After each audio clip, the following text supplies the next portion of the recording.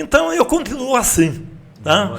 E aí dali para frente nós aceitamos Jesus e eu fui querendo já louvar a Deus, porque eu tinha uma boa voz, e comecei a louvar a Deus na igreja. Mas eu era muito gago.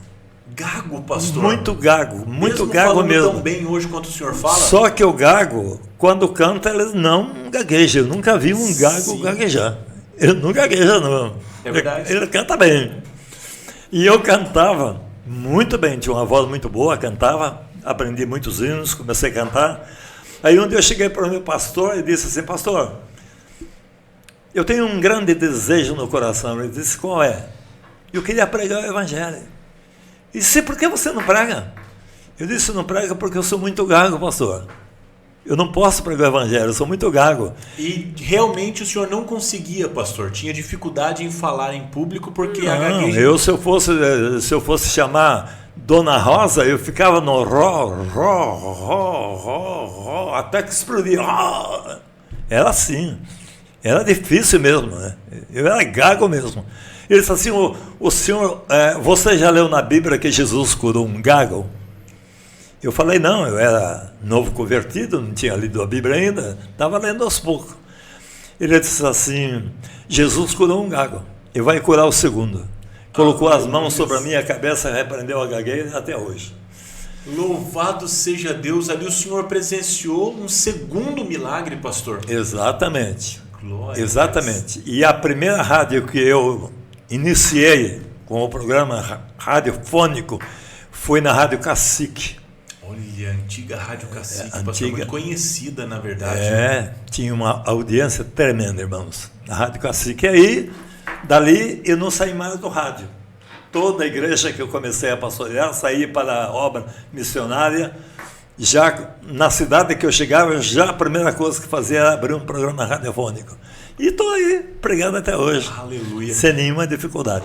Esse é um ponto, pastor, que eu gostaria de ouvir mais sobre a sua experiência. Porque o senhor falou que Deus lhe usou em determinados lugares, cidades, onde o senhor com certeza teve a oportunidade de fundar igrejas, abrir trabalhos missionários, lugares onde talvez as pessoas ainda não tivessem um pleno acesso ao conhecimento da palavra de Deus. E olhando para essas décadas passadas, pastor, eu quero te fazer essa pergunta.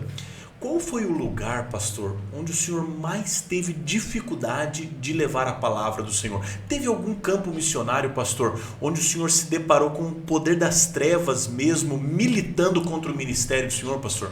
Sem dúvida, irmão. Sem dúvida. Naquela época, o evangelho era muito perseguido mesmo. Nós íamos para o ar livre, eles quebravam o instrumento, e eles atacavam a gente. Eles atacavam. Nós éramos assim como que uns hereges, uma doutrina falsa que apareceu. Era assim. Éramos muito perseguidos. Mas depois, com o tempo, isso foi caindo. Entende? Porque a igreja tomou corpo. Aleluia. A igreja tomou corpo. Entende? A igreja ficou olhando de outra maneira. O povo olhava para a igreja de outra maneira.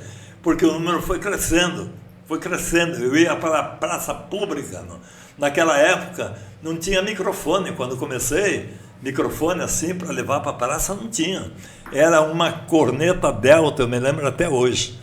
Colocava lá num aparelhinho e colocava aquela corneta em algum lugar na praça e eu subia em cima de alguma coisa, sem microfone, não tinha microfone, e essa gargantona que ainda está funcionando até hoje, aleluia, ficava falando para todo mundo, irmão. Eu pregava, e quando eu fazia o apelo, era mão daqui, mão dali, era aquele povo vindo para Jesus, aceitando Jesus como Salvador.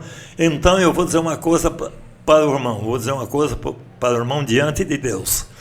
Eu não gosto de me gloriar, porque a Bíblia diz que toda honra, toda glória, todo louvor pertence a Deus.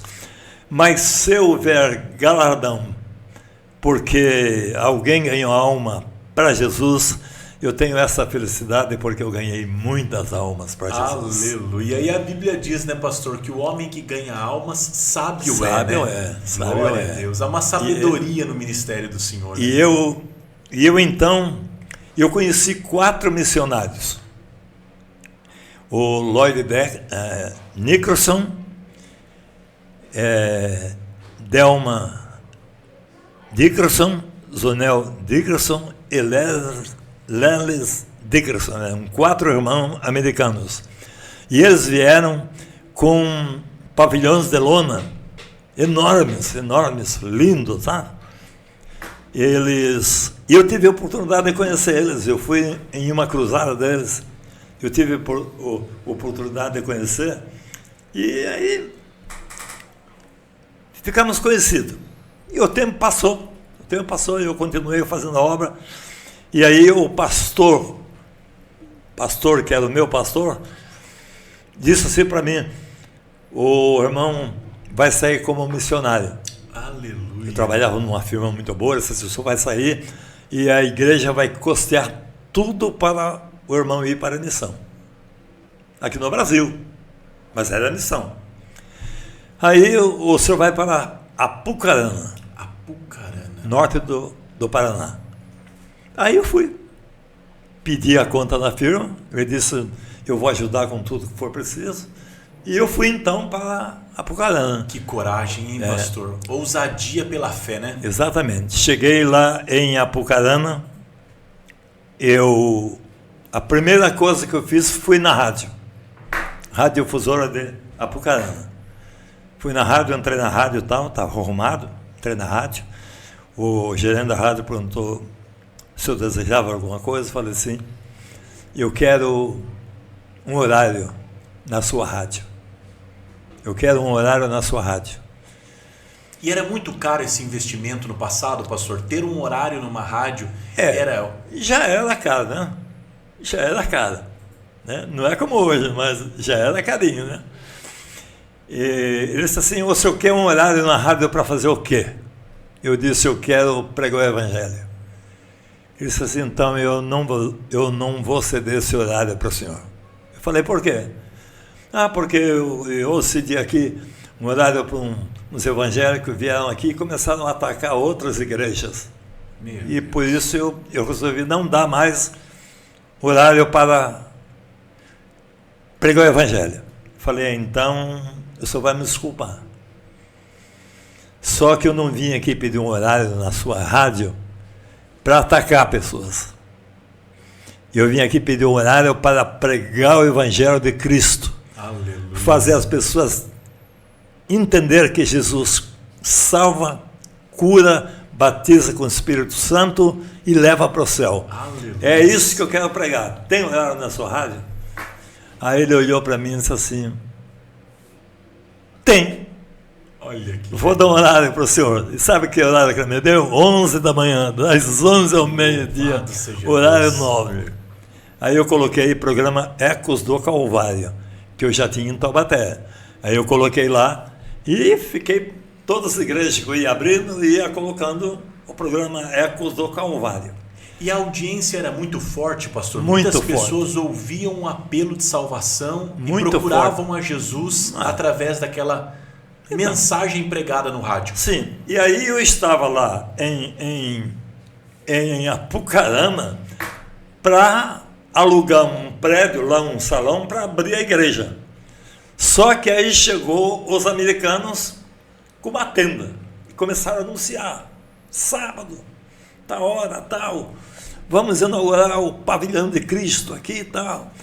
Você que está doente, com problema, com a dificuldade, que não sabe mais o que fazer da vida, vá participar da bênção de Deus hoje à noite no pavilhão. E eu estava atrás de um local para pregar o evangelho e não achava. Aí, como eu já conhecia eles alguns anos atrás, falei: eu vou ver na inauguração, né? Vou participar lá da inauguração. Glória a Deus. Aí eu fui na inauguração. Aí entrei lá, naquele pavilhão lindo, irmãos, aqueles teclados lindos americanos, aquelas guitarras, já tinha saído a guitarra naquela época, né? Todo mundo era uma novidade, né, pastor? Né? Aí O culto começou, aquele culto lindo, maravilhoso, muita gente e tal.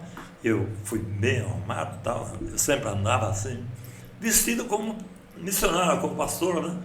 E, de repente, eu entro, olho ali no meio do pavilhão, sento assim, no lado do corredor, assim, e, de repente, olhei e vi que a americana olhou assim para o corredor e foi lá e cochichou alguma coisa com o Leslie, que era o diretor daquela obra missionária. Com certeza ele reconheceu, pastor. Ela reconheceu.